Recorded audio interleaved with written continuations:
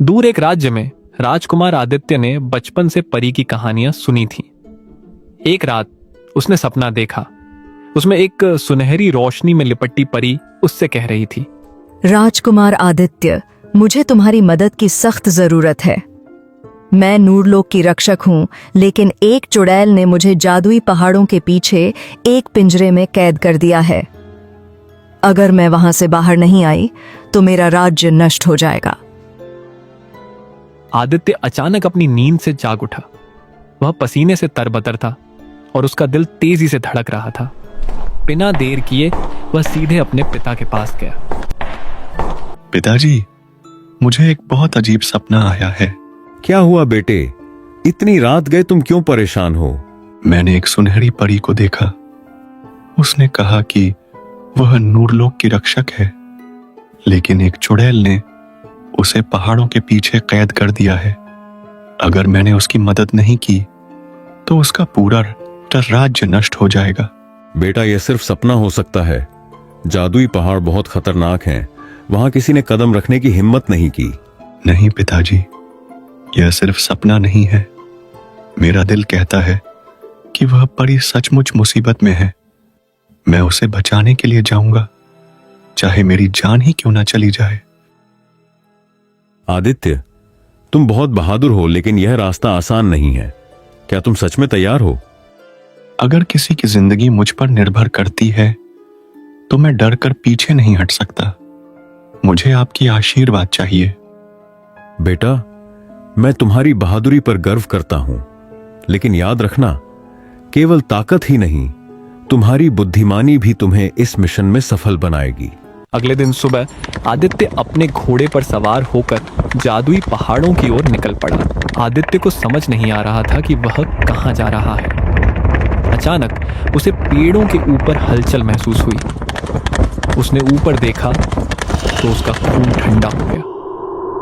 पेड़ों पर कई सिरकटी चुड़ैलें बैठी थीं। उनके शरीर हवा में झूल रहे थे और उनके कटे हुए गले से खून की बूंदें टपक रही थीं।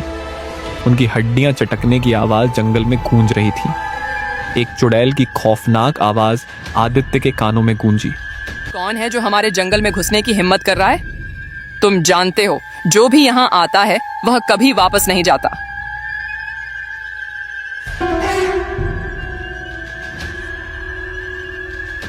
मैं राजकुमार आदित्य हूँ।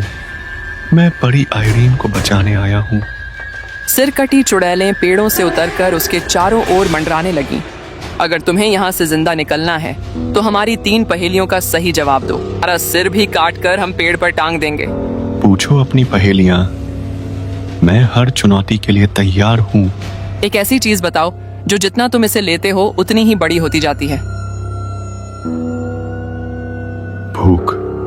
जितना तुम खाते हो, भूख उतनी ही बढ़ती जाती है। तुमने सही जवाब दिया, लेकिन अगली पहेली ज्यादा कठिन होगी। एक ऐसा पानी बताओ जो पीने लायक नहीं होता। चुड़ैलों ने गुस्से में चीख मारी, लेकिन उन्होंने आदित्य को रोकने की कोशिश नहीं की। दूसरी चुड़ैल। ठीक है, लेकिन तीसरी पहेली तुम्हारे लिए मौत का रास्ता साबित होगी। मैं ऐसी चीज हूं जिसे तुम देख नहीं सकते, छू नहीं सकते, लेकिन अगर मैं चली जाऊं तो तुम्हारी जिंदगी रुक जाएगी। मैं क्या हूं? आदित्य ने गहरी सांस ली और जवाब दिया, सांस। इसे हम देख नहीं सकते, लेकिन इसके बिना हम जीवित नहीं रह सकते। तुम जा सकते हो। राजकुमार आदित्य जंगल की सभी बाधाओं को पार कर मैदान में पहुंचा। उसे एक चिड़िया दिखाई दी। राजकुमार, मैं तुम्हारा इंतजार कर रही थी। परी आयरीन ने मुझे तुम्हारी मदद के लिए भेजा है। अब आगे का रास्ता तुम्हारे लिए खतरनाक और कठिन है, इसलिए मैं तुम्हें जादुई रथ पर बिठाकर परी तक पहुंचाऊंगी। तुम कौन हो और मैं तुम्हारी बात पर कैसे भरोसा करूं? मैं नूरलोक की रक्षक चिड़िया हूँ। परी ने अपने जीवन की आखिरी शक्ति से मुझे तुम्हारी मदद के लिए बनाया है। अगर तुम मुझ पर भरोसा नहीं करते तो परी तक पहुँचने का कोई और रास्ता नहीं है। समय बहुत कम है। चुड़ैल ने उसकी शक्ति को छीनकर उसे कमजोर बना दिया है। अगर तुम समय पर नहीं पहुँचे तो उसका अंत हो सकता है। चलो जल्दी करो। ठीक है, मैं तुम्हारे साथ चलने के लिए तैयार हूँ। चिड़िया ने अपने पंख फड़फड़ाए और अचानक रथ प्रकट हुआ। यह रथ जादू से चलता है।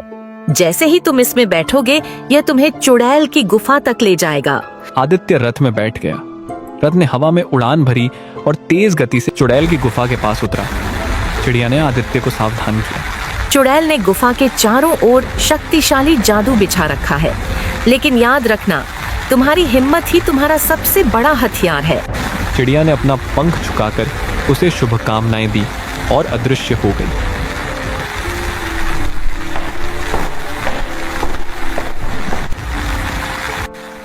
आदित्य जैसे ही गुफा में दाखिल हुआ, उसने देखा कि चारों ओर अजीब सी रोशनी और मंत्रों की आवाज गूंज रही थी। गुफा के बीचों बीच एक बड़ा जादुई पिंजरा था, जिसमें परी आइरीन बंद थी। परी बहुत कमजोर और शांत दिख रही थी। हे राजकुमार, आप आखिरकार यहाँ तक पहुँच ही गए। मैं जानती थी कि आप मुझे बचाने जरूर आएंगे, लेकिन मुझे जल्दी इस पिंजरे से मुक्त करिए ताकि मैं चुड़ैल को हराने के लिए अपनी शक्तियों का इस्तेमाल कर सकूं। जैसे ही राजकुमार आदित्य परी के पास पहुंचा और उसे पिंजरे से आजाद करने की कोशिश करने लगा, तभी गुफा के अंधेरे कोनों से एक ठंडी हवा चली। चुड़ैल की भयानक हंसी गुफा में गूंज उठी। ओ प्यारे राजकुमार, तुम्हें क्या लगा तुम मेरी कैद से परी को बचा लोगे? तुमने अपनी मौत के लिए खुद गुफा में कदम रखा है। चुड़ैल ने अपने हाथों से जादू की एक लहर छोड़ी, जो आग के गोले बनाकर आदित्य की ओर बढ़ने लगी। लेकिन तभी परी ने पिंजरे के अंदर से तेज आवाज में कहा, राजकुमार, इसे खत्म करने का एक तरीका है। भागकर फव्वारे के पास जाओ। उसके ऊपर एक पक्षी बैठा है, वही चुड़ैल की आत्मा और उसकी शक्तियों का स्रोत है। उसे खत्म करो तो यह हार जाएगी। आदित्य ने अपने साहस के बल पर चुड़ैल के जादुई से लड़ाई की। रास्ता बनाते हुए वह फव्वारे की ओर बढ़ा। जैसे ही वह फव्वारे तक पहुंचा, उसने ऊपर देखा। फव्वारे के ऊपर एक पक्षी बैठा था। आदित्य ने पक्षी को भेदते ही पक्षी जोर से चीखा। जैसे ही पक्षी नष्ट हुआ, चुड़ैल जमीन पर गिर पड़ी। उसकी शक्ति खत्म हो चुकी थी। उसकी आंखों में डर था। नहीं, यह कैसे हो सकता है? मेरी अमृता खत्म हो गई, मैं बर्बाद हो गई। कुछ ही पल बाद चुड़ैल का शरीर काले धुएं में बदल गया और वह हमेशा के लिए खत्म हो गई। गुफा का अंधेरा मिट गया और चारों ओर रोशनी फैल गई। परी का पिंजरा टूटकर बिखर गया। वह मुस्कुराते हुए आदित्य के पास आई।